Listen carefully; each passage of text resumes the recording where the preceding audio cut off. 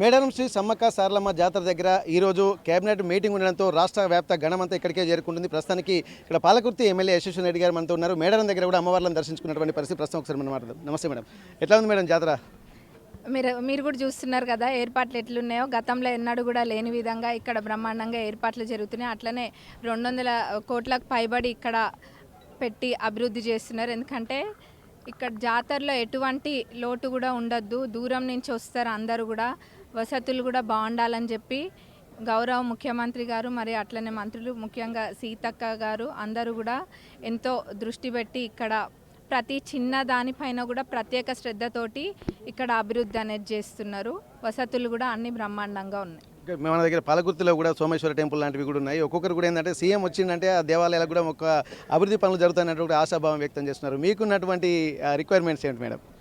అంటే సోమేశ్వర స్వామి టెంపుల్ దగ్గర చాలా ఉన్నాయి కదా, వల్మిడి లాంటి ప్రాంతాలు. వాల్మిడి ఉంది, పాలకుర్తి సోమేశ్వర స్వామి టెంపుల్ ఉంది.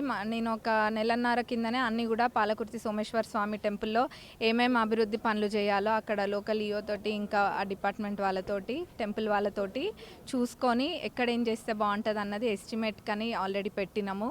తప్పకుండా అమ్మవారి సన్నిధిలో నిలబడ్డాము. పాలకుర్తి సోమేశ్వర స్వామి టెంపుల్కి కూడా డెవలప్మెంట్ ఫండ్స్ తప్పకుండా వస్తాయి.